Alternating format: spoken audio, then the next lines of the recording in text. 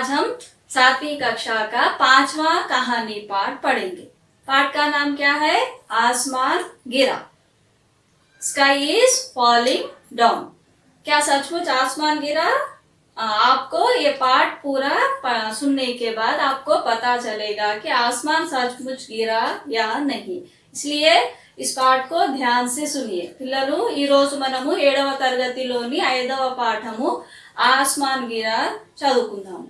ఈ పాఠం ఆస్మాన్ గిరా అంటే ఆకాశము కింద పడింది, అంటే నిజంగా ఆకాశము కింద పడిందా లేదా ఈ పాఠం అంతా అయిన తర్వాత మనకు తెలుస్తుంది। కాబట్టి మీరు ఈ లెసన్ ని శ్రద్ధగా వినండి। सबसे पहले आप देखिए इस चित्र में क्या दिखाई दे रहा है। पहले आप इस चित्र को ध्यान से देखिए। ఈ చిత్రాన్ని చూడండి, దీంట్లో ఏమేం కనిపిస్తున్నాయి। चित्र में क्या दिखाई दे रहा है? शेर। और क्या दिखाई दे रहा है? खरगोश, कुआं और शेर की परछाई, पत्थर आदि दिखाई दे रहे हैं। ఈ ఫోటోలో ఏమేం కనిపిస్తున్నాయి? షేర్ అంటే సింహము కనిపిస్తుంది, ఇంకా ఖర్గోష్ అంటే కుందేలు కనిపిస్తుంది, బావి కనిపిస్తుంది, బావిలో సింహము నీడ కనిపిస్తుంది, ఇంకా రాళ్ళు మొదలైనవి కనిపిస్తున్నాయి। और एक देखिए, शेर कुएं में देखकर क्या सोच रहा होगा। సింహము బావిలో చూసి ఏం ఆలోచిస్తుండొచ్చు? अब आप बोलिए क्या सोच रहा होगा शेर यानी कुएं में देखकर? शायद ये सोच रहा होगा कि मैं इस जंगल का अकेला राजा हूँ, लेकिन ये और कौन है जो मुझे ललकारने के लिए इस जंगल में आया है। ఇప్పటి వరకు ఈ అడవిలో నేనే బలవంతుడైన రాజుని, మృగరాజును, నేను ఒక్కడనే ఉన్నా, కానీ ఈ కొత్త సింహం ఎవరు నాకు పోటీగా ఇక్కడికి అడవిలోకి వచ్చింది। ठीक है। तीसरा प्रश्न देखिए, खरगोश शेर से क्या कह रहा होगा। अब इसमें खरगोश, जो खरगोश वहां पे देख रहा है, वह शेर से क्या कह रहा होगा? कुंदेलू सिंहम तो ये मंटुंडोचू।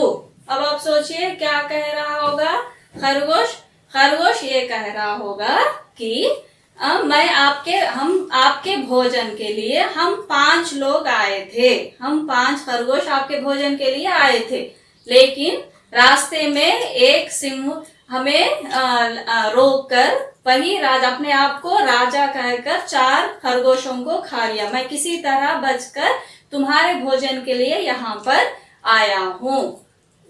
यानी ఏమంటుంది కుందేలు, నీ భోజనం కోసము మేము 5గురము నీకు భోజనం కోసం మేము ఇక్కడికి వస్తున్నాము। వచ్చేటప్పుడు దారి మధ్యలో ఇంకో కొత్త సింహము వచ్చి అది తనకు తానే రాజు అని చెప్తా, తనల్ని నేనే ఈ అడవికి రాజును అని చెప్పి ఆ 4 కుందేళ్ళను అది తినేసింది। నేను ఎలాగోలా తప్పించుకొని మీ భోజనం కోసం నేను ఇక్కడికి వచ్చాను।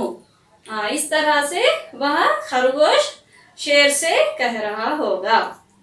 अब देखिए इसमें जो पाठ, हमारा जो पाठ देखिए, एक खरगोश था, वहां पेड़ के नीचे सो रहा था। अचानक जोर की आवाज आई, धम। खरगोश उठ बैठा, वहां बोला, अरे क्या गिरा? खरगोश ने इधर उधर देखा, उसे कुछ दिखाई नहीं दिया। उसे लगा कि आसमान गिर रहा है। खरगोश डर गया और भागने लगा। सबसे पहले आप देखिए हिंदी यानी जो पाठ है उसको पढ़ने की कोशिश करिए। ఈ పాఠాన్ని మీరు చదవడానికి ట్రై చేయండి। सबसे पहले उसके जो कठिन शब्दार्थ है उसको हम देखेंगे। खरगोश का अर्थ क्या है? खरगोश यानी कुंदेलू, उसको रैबिट भी कहते हैं। और क्या है? पेड़ का अर्थ क्या है? वृक्ष, చెట్టు, ट्री। नीचे यानी किंदा, अंडर। और उसी तरह से अचानक का अर्थ क्या है? सडनगा, अकस्मात्तुगा। जोर की आवाज यानी गट्टिगा शब्दम अन्नమాట, लाउड साउंड। गिरा का अर्थ क्या है? फॉल डाउन भी होता, किंदा पड़म। और इधर इधर उधर का अर्थ क्या है? इधर उधर, यानी इक्कड़ा अक्कड़ा, हियर एंड देर। और उसी तरह से आसमान, आसमान का अर्थ क्या है? आसमान अंटे आकाशमु, स्काई। गिर रहा है, गिर रहा है का मीनिंग क्या हो सकता है? गिर रहा है यानी किंद पड़तुंदी। और क्या है? Falling down. और उसी तरह से डर, डर का अर्थ क्या है? भयमु, फियर, उसको भय भी कहते हैं। उसी तरह से भावना, भागना, भागना यानी पारिपोड़म, रन अवे, और उसको दौड़ना भी कहते हैं। सबसे पहला भी है कठिन शब्द देखिए, कठिन और दिन की मीनिंग्स नी चूసుకోండి। उसके बाद आप देखिए, एक खरगोश था, एक खरगोश था, तो उसका अर्थ क्या है? एक खरगोश, जंगल में एक खरगोश था, उसका कुंदेलू उंडे, वहां पेड़ के नीचे सो रहा था। वहां क्या कर रहा था? एक खरगोश वो पेड़ के नीचे सो रहा था, అది చెట్టు కింద పడుకొని ఉంది। अचानक जोर की आवाज हुई, धम, सडन గా ఏమైంది? एक आवाज, जोर की बड़ी आवाज आई, धम बोल के एक आवाज आई। खरगोश उठ बैठा, वो नींद में जो था वो खरगोश क्या उठ के बैठ गया, बैठ के वो इधर उधर देखने लगा। అదేంటంటే ఖర్గో అది కుందేలు పండుకొని ఉంది। సడన్ గా ఒక పెద్ద ధమ్ అనే శబ్దం వస్తుంది, ఆ శబ్దానికి అది సడన్ ఒకటేసారి లేస్తుంది, లేచి అదే ఇక్కడక్కడ చూస్తుంది। అరే క్యా గిరా, खरगोश ने उधर इधर देखा, अरे ఏం పడ్డది बल्कि इस तरह वह इधर उधर देखने लगा। उसे कुछ दिखाई नहीं दिया, लेकिन उसे आजू बाजू कुछ भी दिखाई नहीं दिया।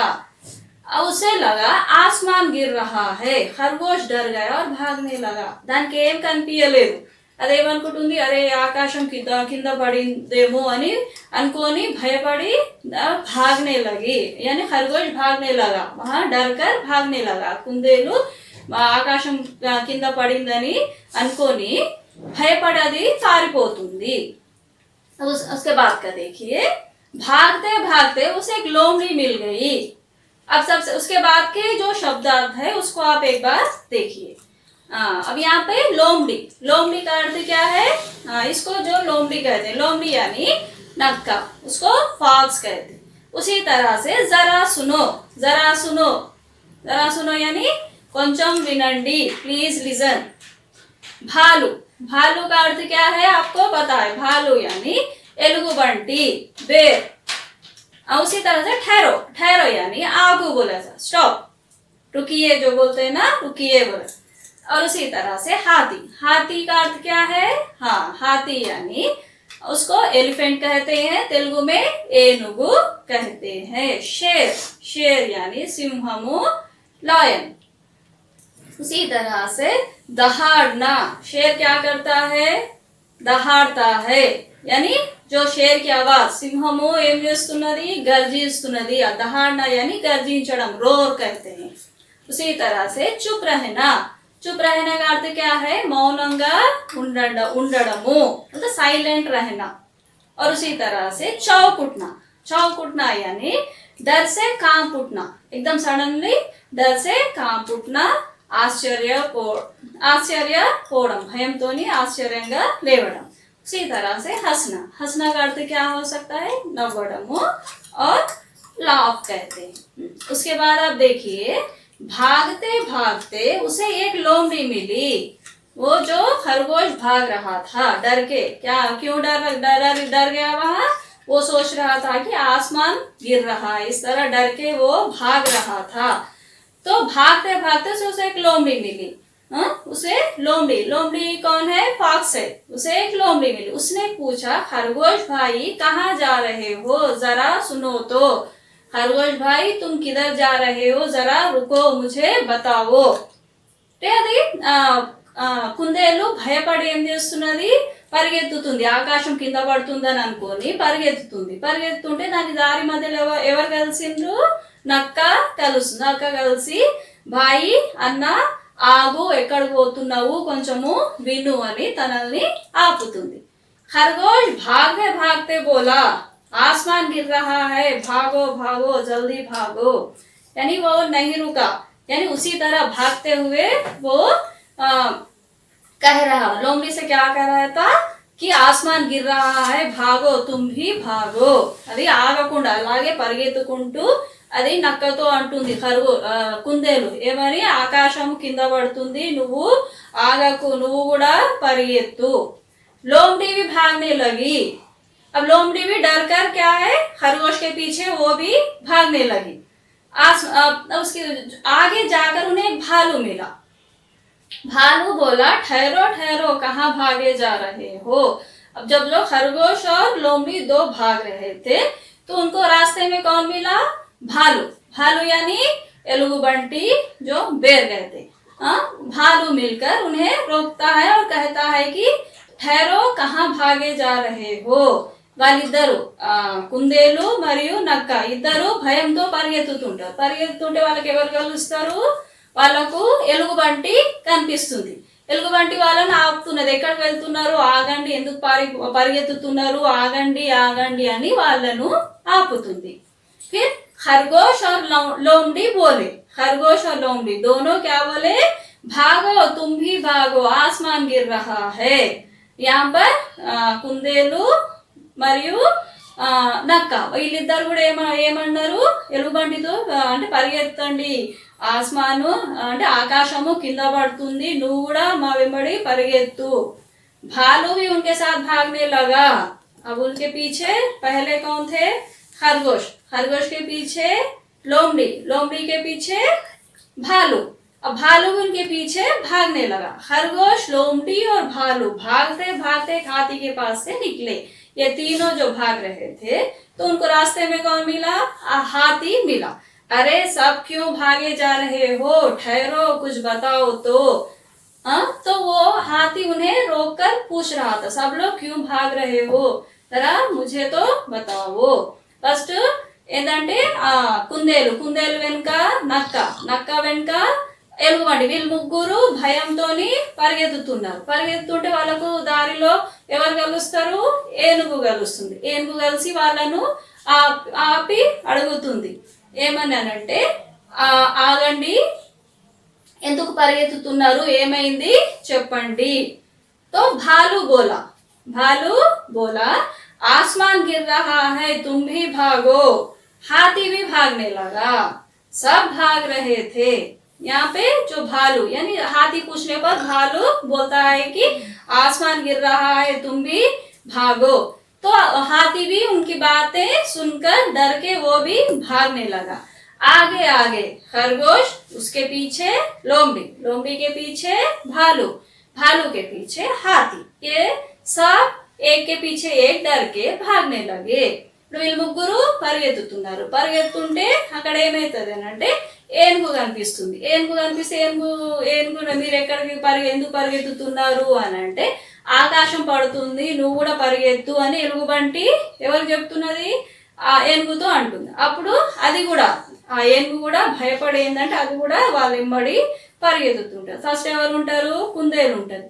కుందేలు తర్వాత ఎవరు ఉంటారు, నక్క ఉంటుంది. నక్క తర్వాత ఎలుగుబంటి, ఎలుగుబంటి వెనుక ఏనుగు. వీళ్ళందరూ నలుగురు భయంతో పరిగెత్తుతున్నారు. భాగతే భాగతే ఉన్హే షేర్ మిలా. ఇక వాళ్ళ నలుగురు పరిగెత్తుతున్నారు. ఉన్హే కౌన్ మిలా, వాళ్ళకి ఎవరు కలిసింది, షేర్, ఒక సింహము కలిసింది. तुम सब क्यों भागे जा रहे हो, तुम क्यों भाग रहे हो भाई, रुको. यानी शेर उन्हें रोककर पूछने लगा. ఆ సింహం ఏంది వాళ్ళని ఆపి అడుగుతున్నది, మీరందరు ఎందుకు పరిగెత్తుతున్నారు, ఆగండి.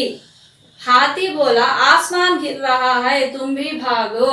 जब हाथी शेर से कहता है कि आसमान गिर रहा है, ఆకాశము కింద పడుతున్నది, నువ్వు కూడా పరిగెత్తు. शेर ने दहाड़ कर कहा, आसमान गिर रहा है, कहाँ गिर रहा है, रुको. यह सुनकर सभी जानवर रुक गए. शेर ने पूछा, किसने कहा आसमान गिर रहा है. अब ये जो चारों भाग रहे थे, इन्हें शेर रोककर पूछता है कि क्या हुआ. तो ये भालू कहता है कि आसमान गिर रहा है. तो शेर ने दहाड़ कर, दहाड़ना यानी उसकी जो आवाज होती है, जो जोर की जो आवाज होती है, उसे कहता आसमान गिर रहा है అంటే कहाँ पे गिर रहा है, रुको. ఆకాశము పడుతుందా, ఎక్కడ పడుతున్నది, ఆగండి रुककर सभी जानवर यानी सभी जानवर रुक गए, यानी शेर की आवाज सुनकर सभी जानवर रुक गए। शेर ने पूछा, किसने कहा आसमान गिर रहा है? ఆ పులి శబ్దాన్ని అంటే పులి సింహం ఆపే వరకు జంతువులన్నీ ఆగిపోతాయి. తర్వాత ఆ సింహం అడుగుతుంది, ఎవరు అంటే మీకు ఆకాశం పడుతుందని ఎవరు చెప్పారు మీతో? అప్పుడు हाथी बोला, भालू ने कहा। सबसे पहले हाथी को पूछता है, जो शेर हाथी को पूछता है तो वो क्या कहता है? भालू ने कहा।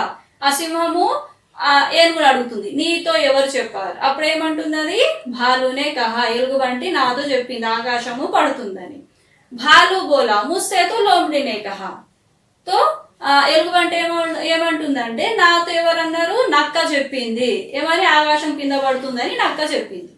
భాలు ఫిర్ లోమడి బోలి, ముస్సే తో ఖర్గోష్ నే కహా థా. ఇప్పుడు దానికి ఎవరు చెప్పారు? దానికి ఖర్గోష్ కుందేలు నాతో కుందేలు చెప్పింది ఆకాశం పడుతుందని కుందేలు చెప్పింది. సబ్సే పహలే ఇసీనే కహా, అందరికంటే ముందు ఈ ఖర్గోషే, ఈ కుందేలే మాతో ఆకాశం పడుతుందని చెప్పింది. खरगोश चुप रहा, शेर बोला। अब उसके बाद खरगोश को कोई यानी बोलने के लिए कुछ नहीं था, इसलिए वो मौन रह गया। खरगोश, कहाँ गिर रहा है आसमान? तो शेर ने उसे पूछा, खरगोश से पूछा कि कहाँ गिर रहा है? ఆ సింహం ఏం చేస్తుంది? ఆ ఖర్గోష్ కుందేలుని అడుగుతుంది, ఎక్కడ పడుతున్నది ఆకాశము చూపించు. मैं तो पेड़ के जब खरगोश कहता है कि मैं पेड़ के नीचे सो रहा था, वही धम की आवाज धम से आसमान से गिरा। నేను చెట్టు కింద పడుకొని ఉన్నా. ధమ్ ఆకాశం, ఆస్మాన్ का अर्थ है ఆకాశ్, ఆకాశం పై నుంచి ధమ్ అని కింద పడింది. शेर ने कहा, चलो चलकर देखे, हम सब मिलकर देखेंगे, चलो आसमान कहाँ गिरा. మనం అందరం పోయి చూద్దాము, అసలు ఆకాశం ఎక్కడ పడిందో మనము చూద్దాము. इस तरह शेर इन सभी जानवरों को लेकर जाता है। वे सब उस पेड़ के नीचे गए। ये सब, ये जो जितने भी जो जानवर है सब मिलकर उस पेड़ के नीचे गए। सबने पेड़ के नीचे देखा, सब लोग वहां पे जो पेड़ के नीचे देखा तो क्या था? वहां एक बड़ा सा फल गिरा हुआ था। एक बड़ा फल, वहां पे जो पेड़ के नीचे एक बड़ा फल गिर के था। तभी वैसा ही और एक फल गिरा। थोड़ी देर में जब वो लोग ठहर के थे, उसी समय और एक फल उसी तरह झाड़ यानी पेड़ पे से नीचे गिरा। धम यानी उसकी जो यानी वो पेड़ गिरते ही जो आवाज आई, धम की आवाज आई।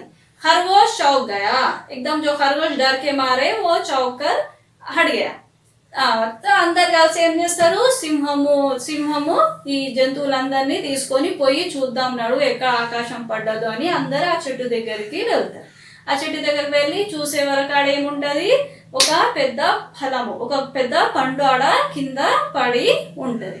అదే టైంకి వాళ్ళు ఎప్పుడైతే అక్కడ పోయి చూస్తున్నారో అదే టైంకి ఇంకో ఫలము, ఇంకో పండు చెట్టు పై నుంచి కింద పడుతుంది. అప్పుడైతే ధమ్ అనే సౌండ్ వస్తుంది. ఆ సౌండ్ కి ఆ కుందేలు భయపడుతుంది అన్నమాట. शेर बोला, तो यही तुम्हारा आसमान था, लो फिर आसमान गिरा, भागो. और सभी हंसने लगे. जब वो आवाज सुन के जो खरगोश डर गई, तो अब जब शेर हंसकर बोलने लगा, यही है क्या तुम्हारा आसमान, देखो फिर आसमान गिरा, भागो. అని ఈ విధంగా ఏంటంటే మళ్ళీ ఇదేనా నీ అంటే ఇదే కదా నీ ఆకాశము కింద పడ్డది, ఇప్పుడు కూడా పడ్డది, మళ్ళీ ఇప్పుడు సౌండ్ వస్తున్నది, మళ్ళీ పరిగెత్తండి అని సింహము వాళ్ళ పైన నవ్వుతుంది. अब इस कहानी, अब देखिए ये बच्चों ये कहानी खत्म. इस कहानी से आपको क्या सीख मिलती है बोलिए. सबसे पहले हमें ये सीख मिलती है कि किसी को कुछ बात बताने से पहले हमें सोचना, 10 बार सोचना चाहिए कि वो बात सही है या गलत. अगर हमें सही होने यानी पहले हमें समझना चाहिए कि हम जो बात बोल रहे हैं वो सही है या गलत. अगर सही है, भरोसा होने के बाद ही हम वो बात को दूसरों को बोलना चाहिए. यानी खरगोश क्या है, बिना सोचे समझे वहां यानी वो बात को फैलाकर वहां चारों में यानी उसकी हंसी ఉడాయి జాతి है ఇప్పుడు ఈ కథతో మనకు ఏం నీతి వస్తుంది చెప్పండి అంటే ఇప్పుడు ఏదన్నా ఒక విషయాన్ని మనం ఎదుటి వాళ్ళతో చెప్పే ముందు ఏ విషయమైనా కానీ మనం ఎదుటి వాళ్ళతో చెప్పే ముందు 1కి 10 సార్లు ఆలోచించాలి అంటే మనం ఆ చెప్పే విషయము కరెక్టా కాదా అది కరెక్ట్ అని మనము కన్ఫర్మ్ చేసుకున్న తర్వాతనే అది ఎదుటి వాళ్ళకి చెప్పాలి తెలిసి తెలియని విషయాన్ని సగం జ్ఞానంతో మనము ఎదుటి వాళ్ళకి చెప్పినాం అనుకోండి అప్పుడు ఏమవుతుందంటే కొన్నిసార్లు మనము అందరి ముందు నవ్వుల పాలు అవుతాము इस पाठ से हमें और ये भी सीख मिलती है कि किसी के द्वारा कही हुई बात पर हमें विश्वास नहीं करना चाहिए हमें पहले उस सच्चाई का पता लगाना बहुत ज़रूरी है अगर बगैर सोचे अगर हम उनके बातों पर विश्वास कर लें तो हमें कभी कभी दूसरों से शर्मिंदा होना पड़ता है ఏంటంటే ఇంకొక నీతి ఏంటంటే ఎదుటి వాళ్ళు చెప్పిన మాటల్ని మనం గుడ్డిగా ఎప్పుడు నమ్మొద్దు వాళ్ళు చెప్పిన దాంట్లో నిజం ఎంత ఉందో ముందు మనం దాన్ని ఏం చేసుకోవాలి కన్ఫర్మ్ చేసుకోవాలి ఆలోచించకుండా ఎదుటి వాళ్ళు చెప్పిన దాన్ని మనము గుడ్డిగా ఆచరిస్తే కొన్నిసార్లు మనము అందరి ముందు నవ్వుల పాలు కావాల్సి వస్తుంది जिस तरह से इस कहानी में हाथी और कौन है हाथी भालू और लोमड़ी ये तीनों खरगोश की बात बिना सोचे समझे उसकी बात मानकर ये लोग भी यानी चारों में ये लोग भी షర్మిందా హోనా పడా ఎట్లయితే ఇప్పుడు ఏనుగు ఇంకా ఎలుగుబంటి ఇంకా నక్క ఈ మూడు కుందేలు చెప్పింది గుడ్డిగా విని ఆచరించడం వల్ల వాళ్ళు కూడా నవ్వుల పాలు కావాల్సి వచ్చింది यही इस पाठ से हमें सीख मिलती है अब उसके बाद देखिए बच्चों सुनो और बोलो सुनो बोलो में आपके पाठ्य पुस्तक में क्या प्रश्न दिए गए हैं भागते समय खरगोश ने क्या सोचा होगा सुनो बोलो लो ఏం క్వశ్చన్ ఇవ్వబడింది భాగతే సమయ పరిగెత్తేటప్పుడు కుందేలు ఏం ఆలోచిస్తుండొచ్చు भागते समय क्या सोच रहा होगा बोलिए आसमान गिर रहा है मुझे अपने प्राणों की रक्षा करनी होगी यानी किसी भी तरह मुझे अपने प्राणों की रक्षा करनी होगी ఆకాశము కింద పడుతున్నది ఏదో విధంగా నేను నా ప్రాణాలను రక్షించుకోవాలి इस तरह से वो सोच रहा होगा और एक प्रश्न देखिए सब क्यों हंस पड़े అందరూ ఎందుకు నవ్వుతున్నారు अब इसका उत्तर आप बोलिए क्योंकि जो खरगोश की जब ये सब लोग भाग रहे थे तो उन्हें सिंह रोककर शेर रोककर उन्हें पूछता है कि क्यों भाग रहे हो तो वो खरगोश कहता है कि आसमान गिरा है तो जब शेर क्या कहता है चलो जाकर देखेंगे तो सब लोग जब जाकर पेड़ के नीचे जाते हैं तो वहां पे क्या होता है एक फल गिरा हुआ रहता है उसी समय और एक बड़ा फल नीचे गिरता है गिरते ही धम की आवाज आती है जब आवाज सुनते ही शेर कहता है कि यही है क्या तुम्हारा आसमान यानी सच्चाई जानकर सब लोग हंसे पड़े అప్పుడు ఎప్పుడైతే వీళ్ళందరూ నలుగురు పరిగెత్తుతుంటారో అప్పుడు ఏంది సింహం వాళ్ళ నాపి ఎందుకు పరిగెత్తుతున్నారు అని అంటే ఆకాశము కింద పడుతున్నది అంటే ఎక్కడ పడుతున్నదో నడువు చూయించండి అని సింహం ఆ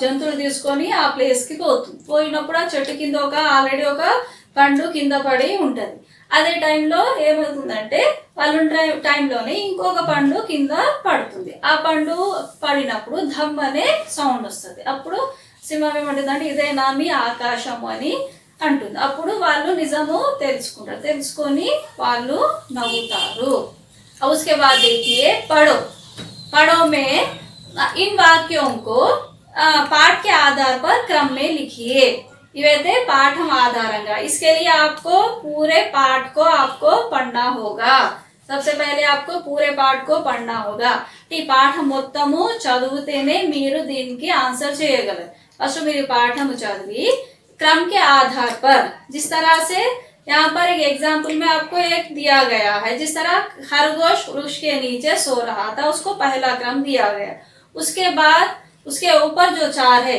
उसको आप एक क्रम दीजिए, जो उसको पहले पाठ में वो पहले आता है। उसके बाद में खरगोश डर कर भागने लगा, शेर ने पूछा किसने कहा आसमान गिर रहा। इस तरह के जो आपके पाठ्य पुस्तक में है आप उसे पढ़िए, पढ़कर पूरे पाठ को पढ़कर उसको एक क्रम दीजिए। उसके बाद देखिए क्या है, लिखो। लिखो में क्या प्रश्न पूछा गया है, खरगोश के पीछे कौन कौन भाग रहे थे, क्यों? అంటే కుందేలు వెంబడి ఎవరెవరు పరిగెత్తుతున్నారు, क्यों, ఎందుకు? अब इसका आंसर आपको मालूम है। खरगोश के पीछे कौन कौन भाग रहे थे, बोलिए। सबसे पहले कौन भाग रहा था, लोमड़ी। लोमड़ी के पीछे भालू, भालू के पीछे हाथी। इस तरह से आप लिख सकते हैं। और क्यों भाग रहे थे, ఎందుకు పరిగెత్తున్నారు వాళ్ళందరూ, क्योंकि वे सोच रहे थे, यानी वे सोच रहे थे कि आसमान गिर रहा है, यानी अपने आप को बचाने के लिए, अपने प्राणों की रक्षा करने के लिए वे लोग डर कर भाग रहे थे। ये हो गए आपके लिखो के प्रश्न। उसके बाद का देखिए शब्द भंडार। शब्द भंडार में आपकी पुस्तक में जो दिया गया है, तालिका में नीचे गिरने पर आवाज आने वाले और आवाज ना आने वाले चीजों को उदाहरण दीजिए।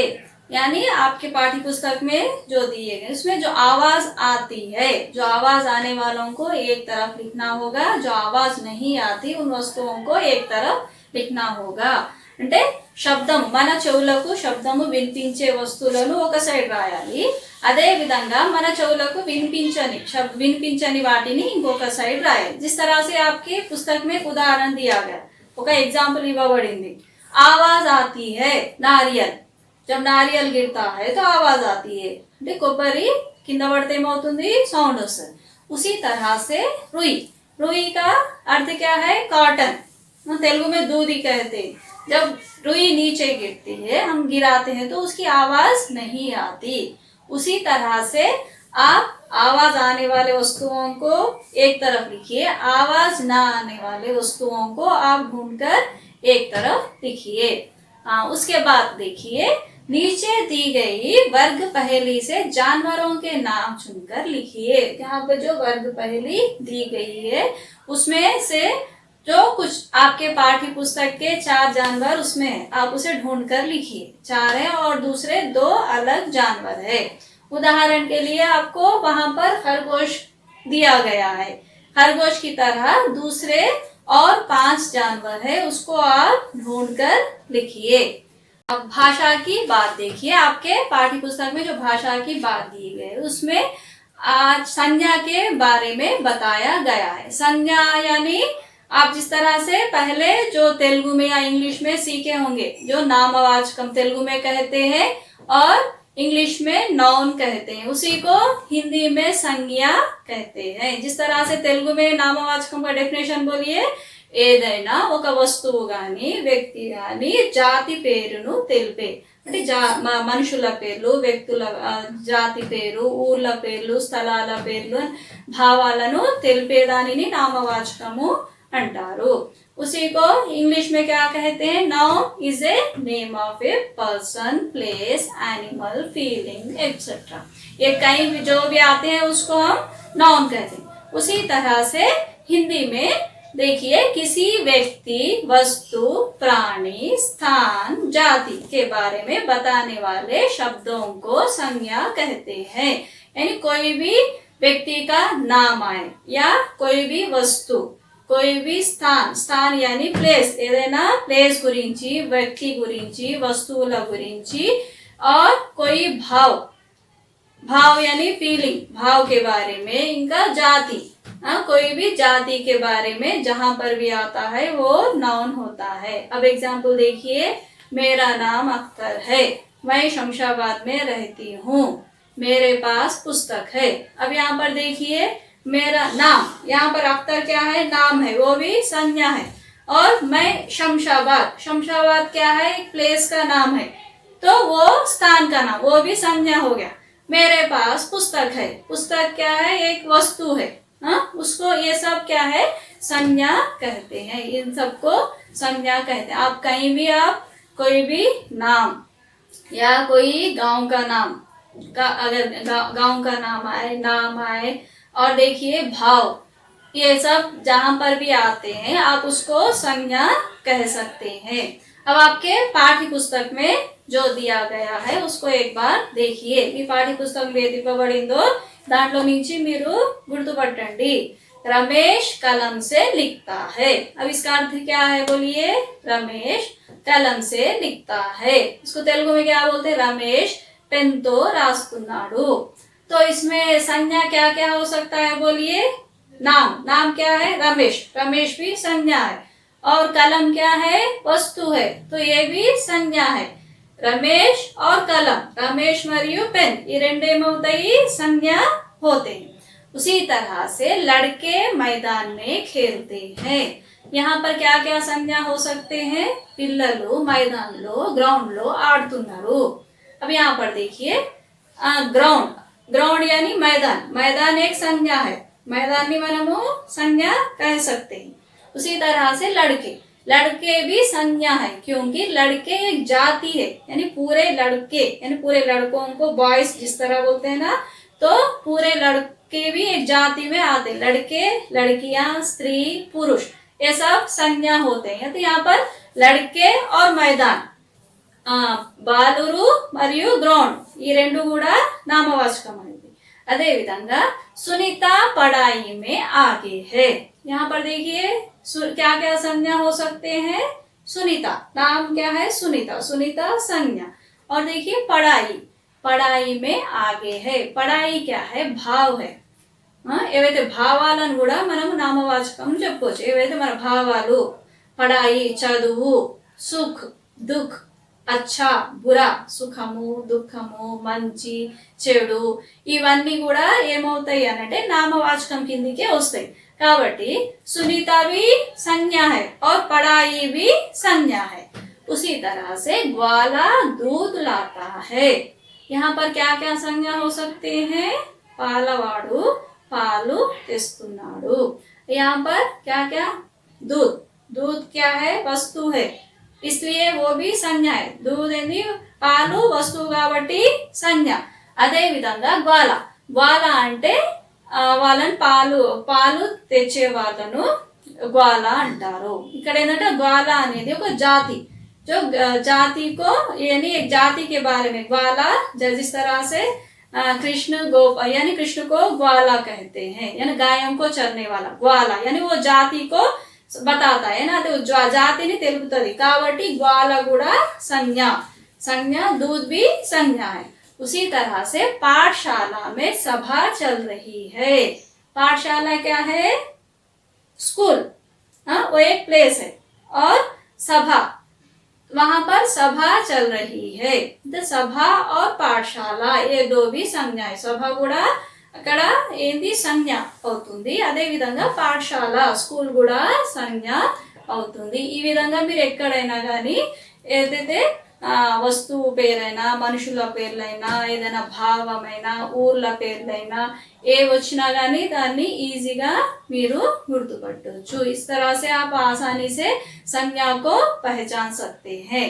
अब उसके बाद में देखिए सृजनात्मक अभिव्यक्ति। सृजनात्मक अभिव्यक्ति में अपने मनपसंद प्राणी का चित्र बनाकर उनके बारे में 2 वाक्य लिखो।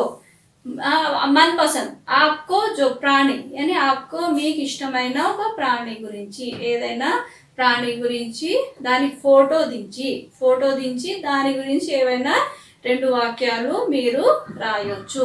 మీకు ఇష్టమైన ఏదైనా కావచ్చు, మీకు ఇష్టమైన కుందేలన కావచ్చు, आपके खरगोश का या कुत्ता, बिल्ली, आपको यानी कोई भी प्राणी, तोता या कबूतर, इस तरह से आपको जो पसंद है उसका आप चित्र उतार कर उसके बारे में 2 వాక్య लिखिए। మీకు ఇష్టమైన ఏదైనా ప్రాణి గురించి, ఏదైనా కావచ్చు, ఏదైనా ప్యారెట్ కావచ్చు, పావురం కావచ్చు, కుక్క, పిల్లి, ఆవు, సింహము, దేని గురించి అయినా మీరు ఒక ఫోటో దించి దాని గురించి రాయండి। और क्या करिए? सबसे पहले आप अपने जो पाठ दिया गया है आसमान गिरा, उसको आप 1 2 3 बार आप उसे पढ़िए। पढ़कर ही, क्योंकि पढ़ने से ही हमें हिंदी आती है।